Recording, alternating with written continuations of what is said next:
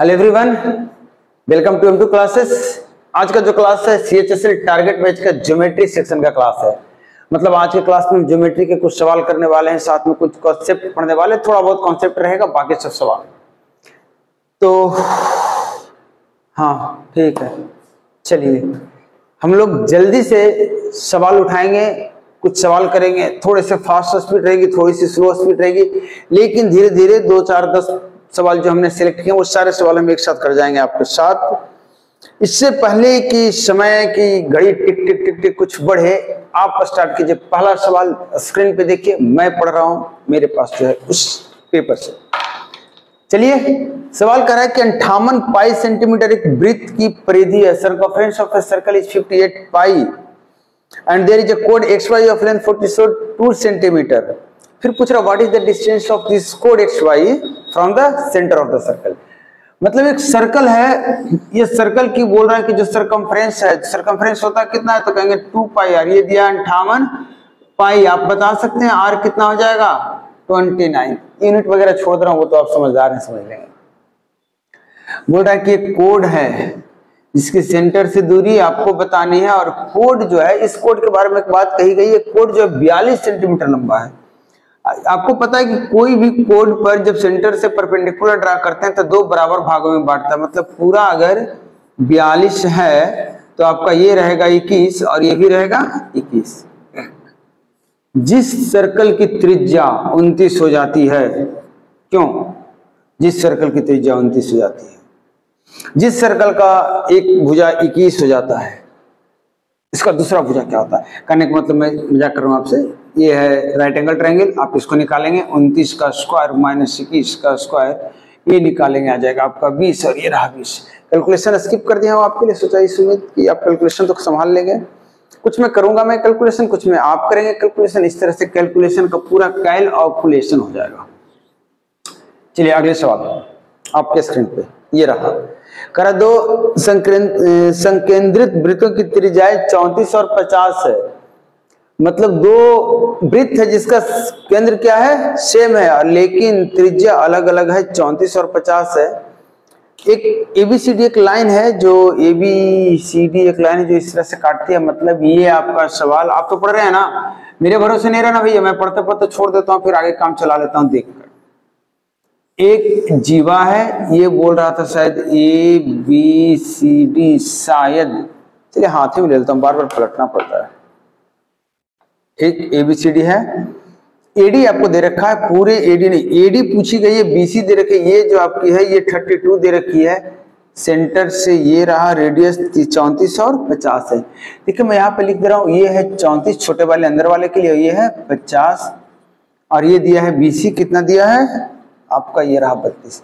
देखिए digital board की कमी होने के कारण मुझे क्वेश्चन बोर्ड पे लिखना पड़ता है, आप इस बात को अच्छे से समझते होंगे। तो जल्दी से वीडियो को शेयर कीजिए, कमेंट करके जल्दी बताइए इसका आंसर क्या आ रहा है आपको, जल्दी से जल्दी से जल्दी से।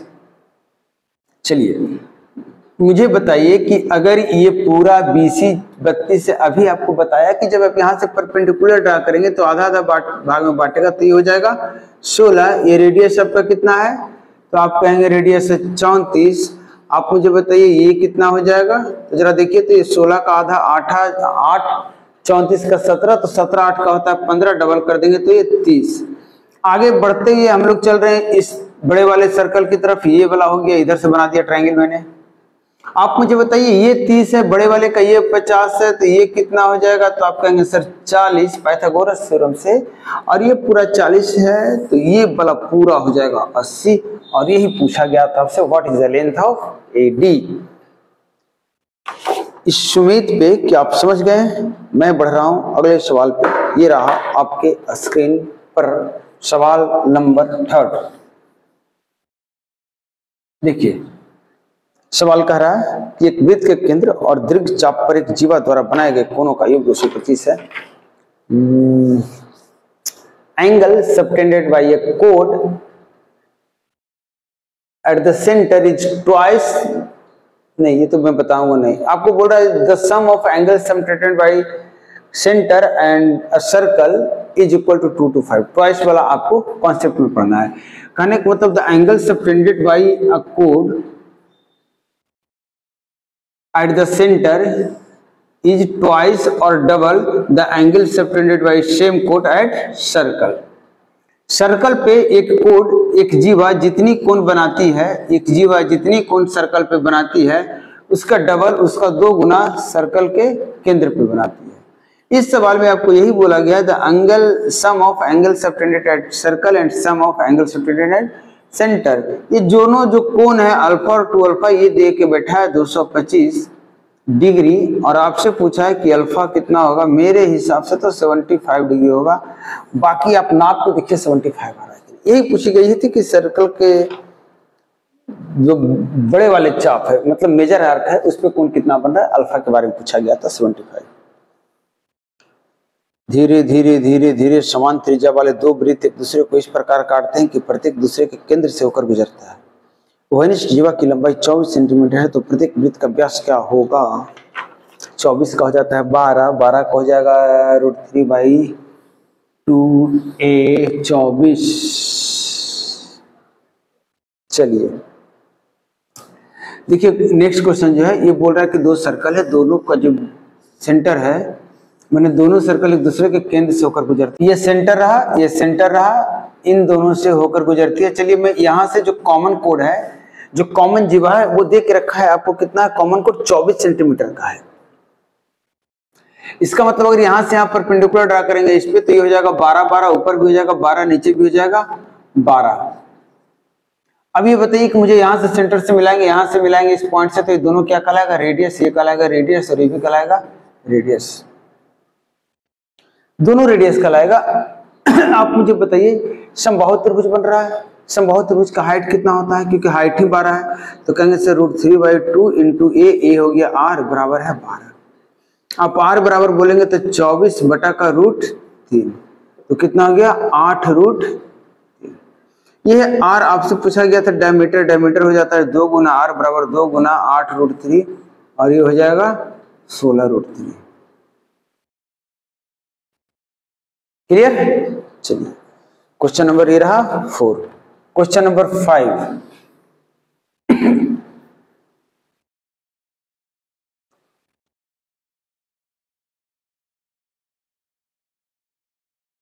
px बिंदु x से खींची गई एक स्पर्श रेखा है जो वृत्त को p पर स्पर्श करती है।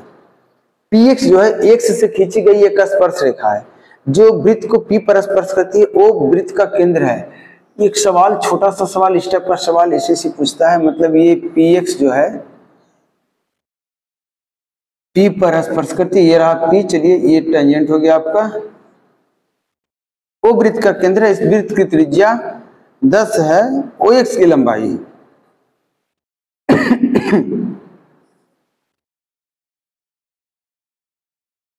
आपको पता है त्रिज्या जो होती है वो टेंजेंट पे 90 डिग्री कोण बनाती है। त्रिज्या दी गई है 10 सेंटीमीटर, ये दिया गया है आपको OX 26। आपसे पूछा गया px की लंबाई। आप px की लंबाई बता सकते हैं तो पाइथागोरस थ्योरम लगाएंगे तो कितना आ जाएगा 12 दूना 24। आप इसको लगा के निकालिए, आपका 24 सेंटीमीटर आ जाएगा।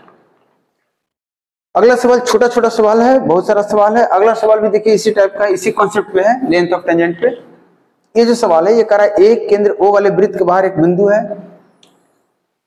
केंद्र O के वाले वृत्त के बाहर एक बिंदु है AP और AQ वृत्त की 2 स्पर्श रेखाएं हैं। मतलब यहाँ से एक टेंजेंट इधर बन गया, यहाँ से एक टेंजेंट इधर बन गया। ये AP है और ये AQ है, मतलब ये बाहर एक पॉइंट है। बोला AP है जो a² + 14 है और AQ है जो 239 है। आपसे A की वैल्यू पूछा है। आपको अगर याद हो तो आपको पता होना चाहिए कि टेंजेंट का लेंथ बराबर होता है अगर एक ही पॉइंट से एक ही सर्कल पे ड्रा की गई है। सोल्व कर लीजिए, A की वैल्यू कितनी आ गई 15, ये आपसे पूछी गई थी।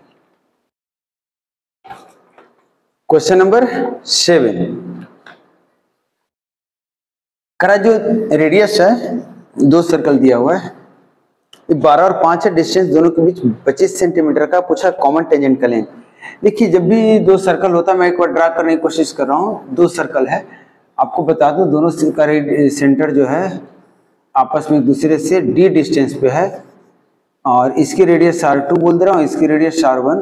तो जो लेंथ ऑफ टेंजेंट होता है लेंथ ऑफ डायरेक्ट टेंजेंट आपको दिखा दे रहा हूं मैं। डायरेक्ट टेंजेंट का नाम मैं यहां से दे रहा हूं, ये देखिए डायरेक्ट टेंजेंट है, ये नाम दे दिया ए, ये नाम दे दिया B. Length of direct tangent A B बराबर root under D square minus R1 minus R2 का स्क्वायर। ये आपका होता है length of tangent, direct tangent का। तो आप मुझे बताइए इसका लेंथ कितना आ जाएगा, ये लेंथ की बात हो रही थी, यहाँ से यहाँ तक का लेंथ, जहाँ टच कर रहे हैं यहाँ से यहाँ तक का, तो कहेंगे डी स्क्वायर, डी आपका कितना दिया हुआ था 25, तो ये हो गया root under 25 square minus radius दोनों सर्कल की दी गई थी वो थी 12 और 5, और ये हो जाता है 12 माइनस 5 का स्क्वायर, ये 25 स्क्वायर है, ये 7 स्क्वायर है, आपका जो हो जाएगा ये 24 आ जाएगा। 25 और 7 का ट्रिपलेट्स का होता है 24 होता है। अगला सवाल जो नेक्स्ट सवाल आपके सामने कर रहा है, in triangle X Y Z Y is 90 degree, चलिए बाई 90 डिग्री हो गया।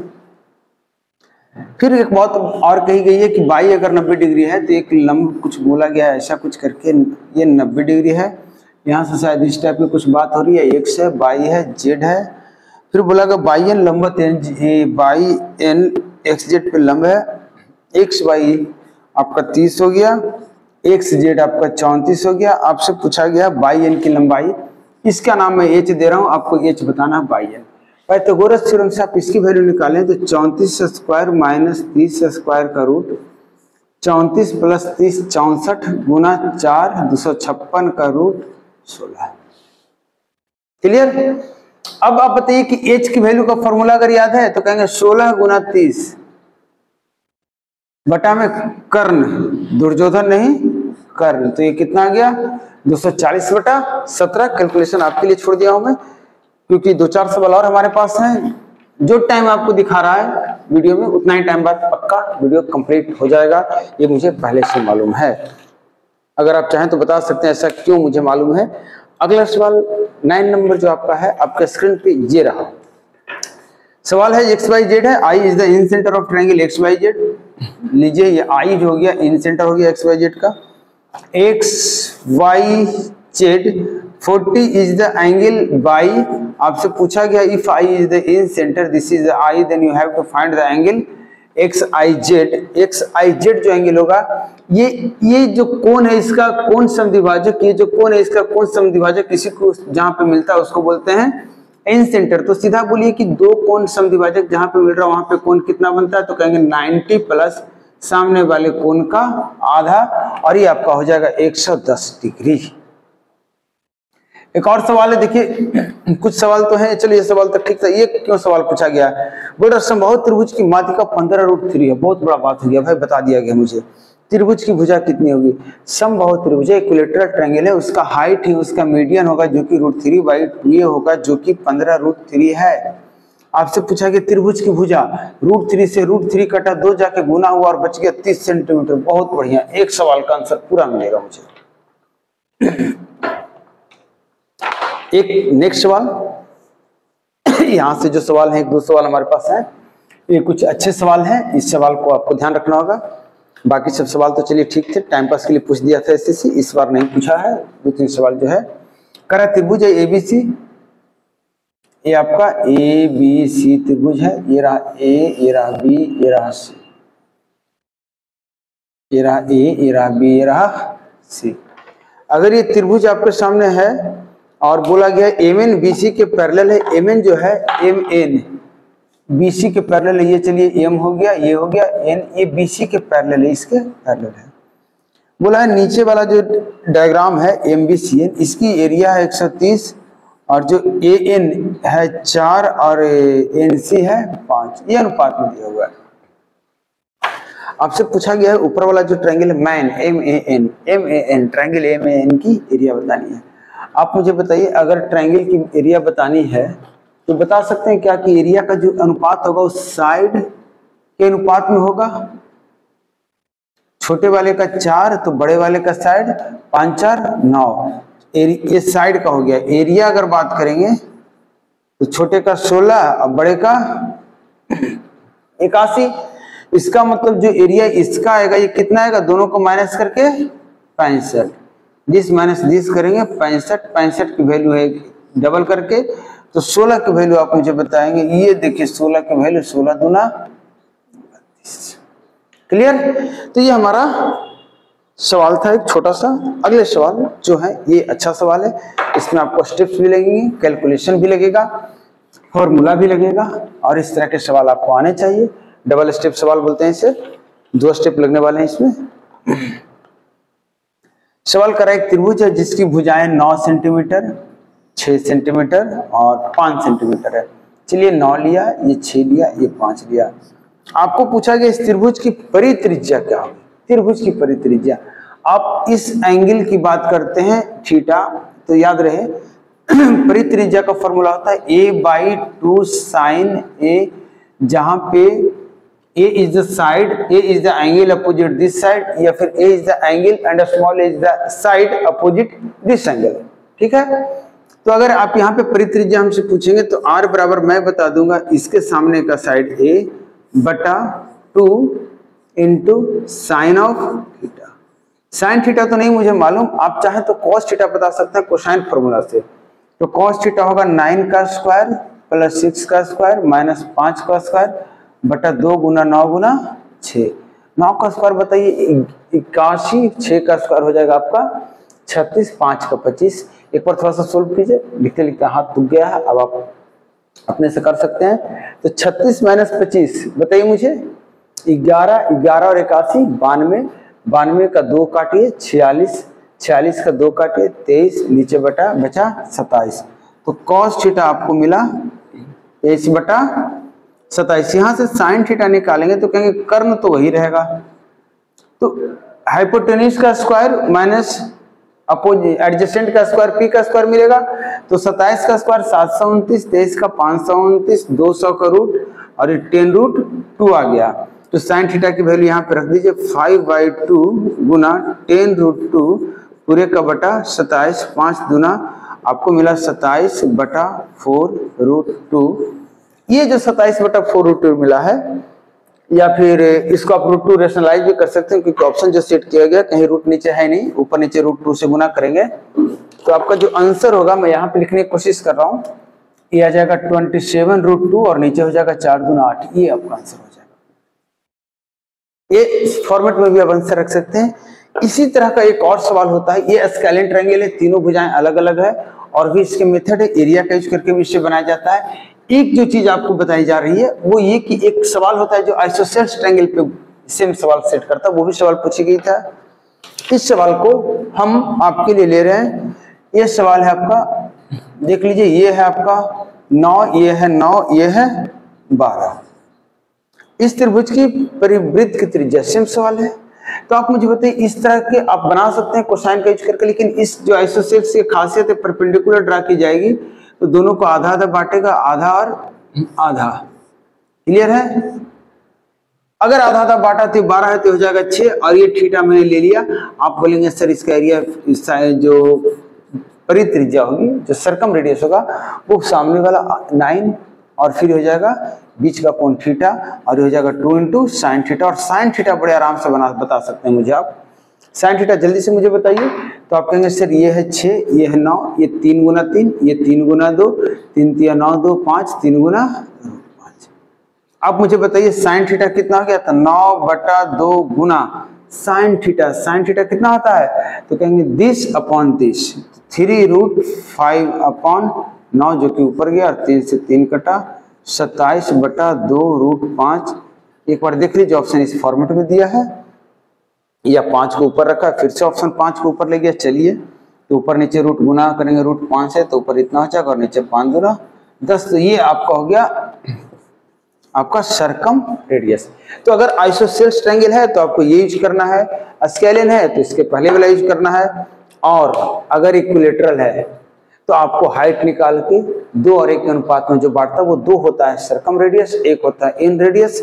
इस तरीके से मैं क्लास का लास्ट क्वेश्चन कंप्लीट कर चुका हूं आपके साथ, और नेक्स्ट जो क्लास आएगा एक अलग टाइप का सरप्राइजिंग कॉन्सेप्ट, सरप्राइजिंग चीज, सरप्राइजिंग क्लास, सरप्राइजिंग वीडियो, सब कुछ सरप्राइजिंग होने वाला है नेक्स्ट क्लास में। तो नेक्स्ट क्लास का जल्दी से बेसब्री से इंतजार कीजिएगा।